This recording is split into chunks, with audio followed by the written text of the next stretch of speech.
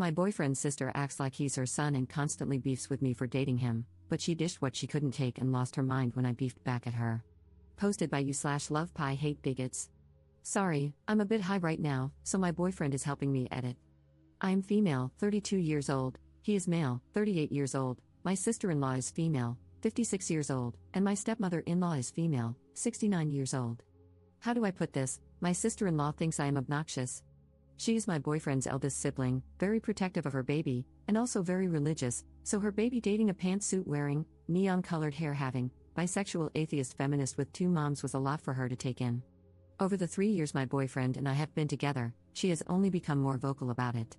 It started with small snarky comments, but now it's full-on, in-your-face criticism. It got worse when he moved in with me, as we are not married.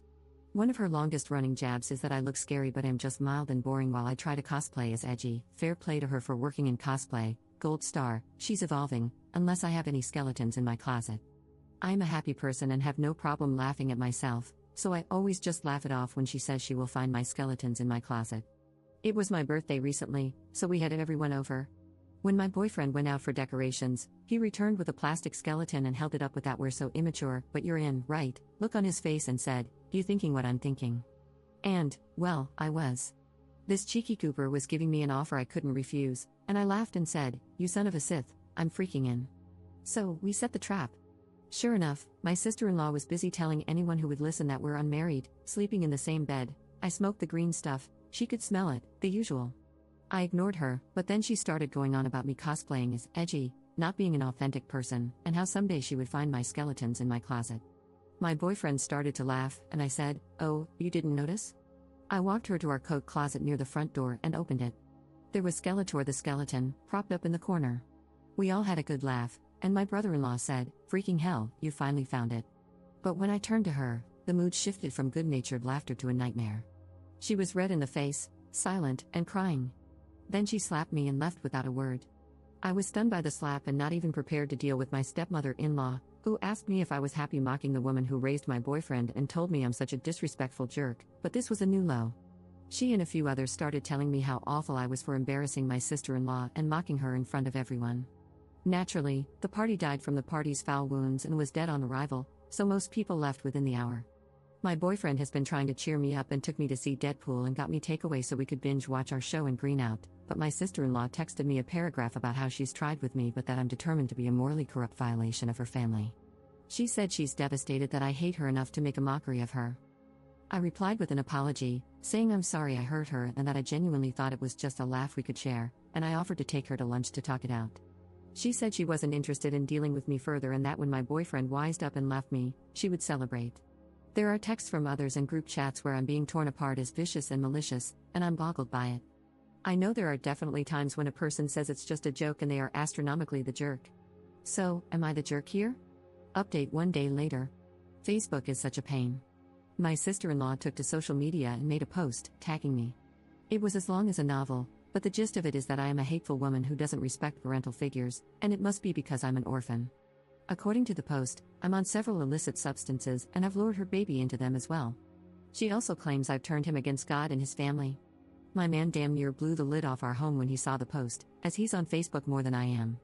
He called her and demanded she take it down, but the damage was pretty much done. Family members came out of the woodwork, sending me links to rehab centers, church counseling, and addiction help. My personal favorite is the before me and after me photo comparisons. The before is a picture of him at church with his family on Mother's Day, and the after is a snap of him at a concert, showing his tattoos, drinking, and clearly drunk.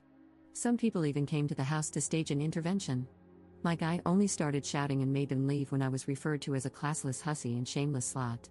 To be transparent, we use the green stuff and get high, but it's legal here, and we have jobs and maintain a good life. The after me photo isn't even from when we were dating, it was from beforehand. And for the record, I'm not an orphan.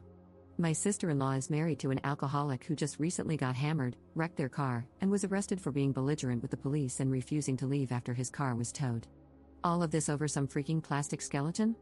Oh, and I am a shameless slut, so that one felt like a compliment. So, I talked with him about limiting contact, and he got upset. He loves his family, and despite this freak show, he loves his sister. He got stressed out and started having a panic attack. I helped him recenter, got him some water, and held him until he calmed down. He then asked if we could give it a bit of time to fizzle down and said he would try to talk sense into his sister. So, we're giving it time. I'm not mad at him. I know this is hard for him, but this is crap. I'm being bombarded with texts and even emails calling me a demon woman, saying I'm shooting up my significant other, and that I hate Christians, none of which is even true. It's just a lot, and I'm hating every moment of it. Second update 3 weeks later. I am out of emotional freaking real estate here, but here goes everything. I have a feeling this isn't going to be short, so TLDR, my sister-in-law is depressed and self-harming after we cut her out, and my boyfriend is clearly hurting. I guess I have to start naming people, as this is turning into something of a saga. My boyfriend, Dean, yeah, I'm a Supernatural fan, so sue me, lol, sat me down a few days after my last post. He was very calm, and that was my first sign that I needed to gird my loins because I was in for a doozy.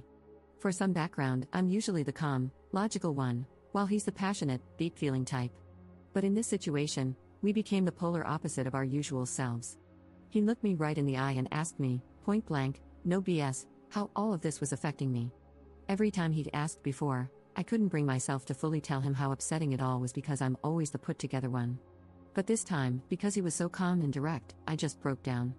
Nightmare isn't even the word, it was hell. We live in what's known as a small big city, meaning it's large, sure, but once you get into certain circles, you find that everyone knows you, or at least someone who knows you.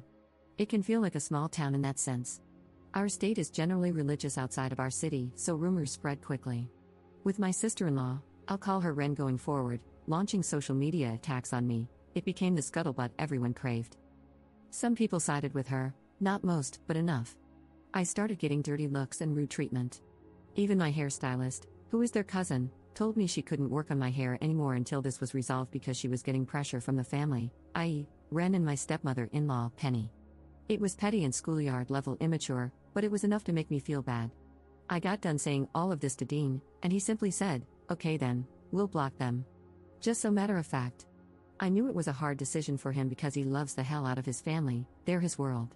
So I pushed back on the idea, telling him I could never stand in the way of him and his entire family. I started crying harder, and he had to sit me down, get me some wine and water, then blanket burrito me. He hugged me until I could finally talk again. I told him I couldn't live with myself knowing I made him choose me over his family, and he said I hadn't made him, they did. From there, we started talking logistics because he wasn't budging. I was sad the whole time, because normally I'm tough and have a don't give a crap attitude, but he's so close to them, and I'm not overly close with most of my own family. I hated the thought of taking something so rare and beautiful away from him, whether it was my fault or not. We cut them off, blocked almost everyone after sending a text explaining what was happening and why. And to make it worse, it was Ren's birthday party the next day. I took my guy to a festival in the city so he wouldn't have to think about it, and we were out until 2 or 3 in the morning.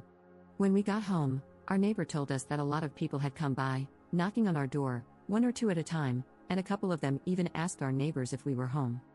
Later, while I was making lunch, the police came by for a wellness check. They said his mother was concerned about him. Him, not me, just him. Dean, coldly, told them that his mother was dead and that if his father's wife had sent them, he wanted it on record that they were not in contact, and he wanted no further communication. By dinner, Penny was at our door. Some of this happened before I got into the room because I was cooking, but Dean told me he heard a knock and thought it was the neighbors, so he opened the door without looking. It was Ren, standing there with red, tear-streaked eyes. She asked to come in, and he said no, so she started crying, loudly. That's when I heard the commotion and came to see what was going on. By the time I got there, she had fallen into him, sobbing and wailing, asking what she had done that was so wrong, why he was treating her like this, and saying that he's her baby and she loves him, but now he's so cold and mean to her, all that BS. I was furious, but I saw his face. He was tearing up, and I could tell it was hurting him. He gently pushed her away and asked her to leave. That's when she saw me. She started sobbing an apology, saying, I am so sorry if I ever made you feel like you're not family, you won, please don't take my baby from us. She kept going, saying that if this was about their religion, they wouldn't pray around me, and things like that. When she finally stopped rambling, I told her it wasn't about their religion. Yes, I'm an atheist, that's my choice, but I don't mind people having faith in something. In fact, I somewhat envy people who do, as I just don't and probably can't. I told her this was about how I've been treated by her and others in the family. For almost 3 years, I was cast as the villain, and I was prepared to grin and bear it for our whole lives. But she got nastier, spreading gossip, and then, above all, she physically put her hands on me. She had the absolute gall to slap me, and the family collectively decided to let that slide. I won't tolerate physical abuse. I had an abusive ex, and I won't ever accept that again. Honestly, that was the moment I realized two things: she would never respect or care about me, and I could never respect her from that point on. It all just poured out of me. I didn't yell, I was firm and direct. This is what happened, this is the hurt you caused, and here are the consequences. By the time I finished, she practically collapsed in our home, wailing. She kept interjecting with things like, "Okay, you hate me, I get it," or "I'm sorry, I'm so sorry," while I was talking.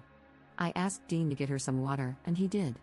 When he came back and handed her the glass, he gently told her she should drink something, but she shook her head and said she couldn't.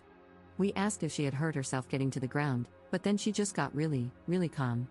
She wiped her eyes, but there was this strange frown on her face, with tears still streaming down.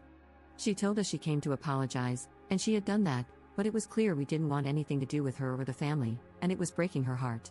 She said she couldn't eat or drink anymore because life wasn't worth living knowing that Dean hated her. Dean just shook his head and, without much emotion, said, "Don't mistreat yourself like that, that's not fair." Then she just walked to the door and said, "You won, he's yours, please take care of him for me," and left. The moment the door closed, Dean started to cry.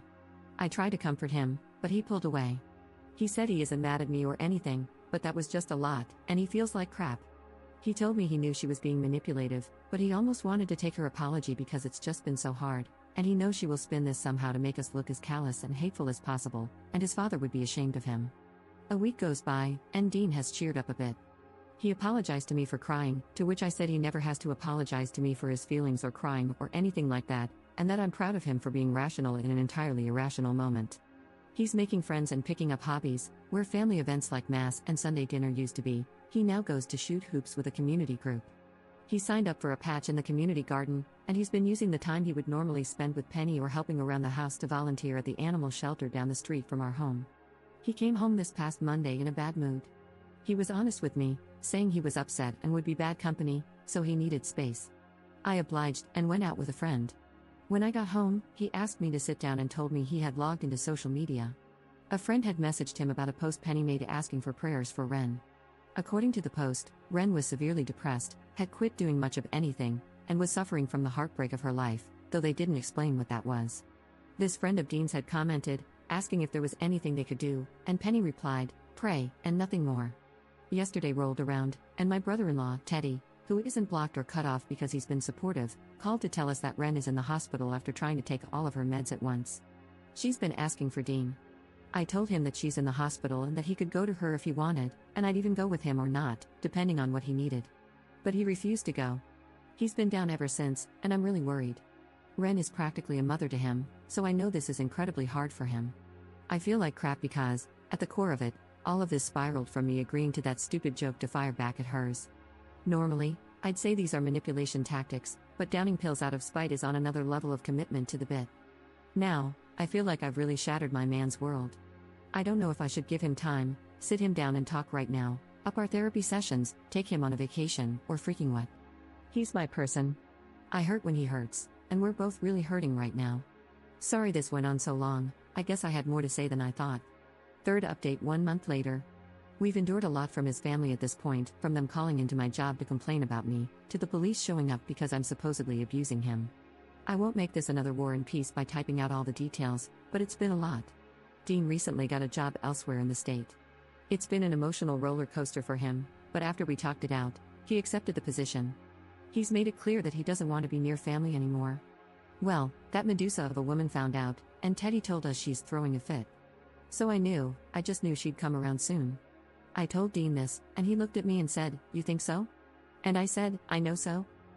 Sure enough, the next day, he came home with more skeletons. They're propped up all around the porch, in the yard, and next to the garage. They have names, he named them.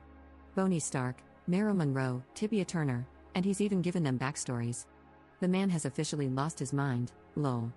And just as expected, she showed up. We have a ring cam now, so we both got alerts and saw her coming. He got up and said he'd take care of it, so I just watched from the cam and stayed in bed. He told her to leave, and she demanded to know why he was moving, blaming it all on me. She made it seem like I had bullied him into taking the job and that he needed to come to his senses and leave me. He refused, so she slapped him, twice. Then she started cussing at him and hitting him with her fists. He backed up and eventually pushed her away.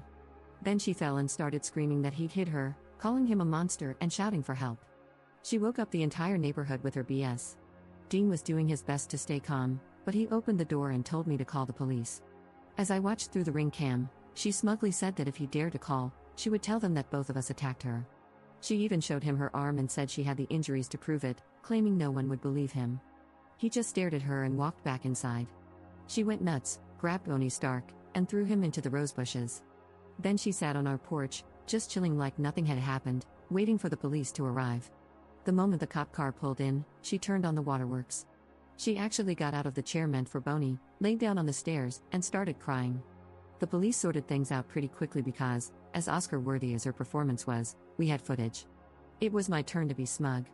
I cast it onto our large TV for everyone to see.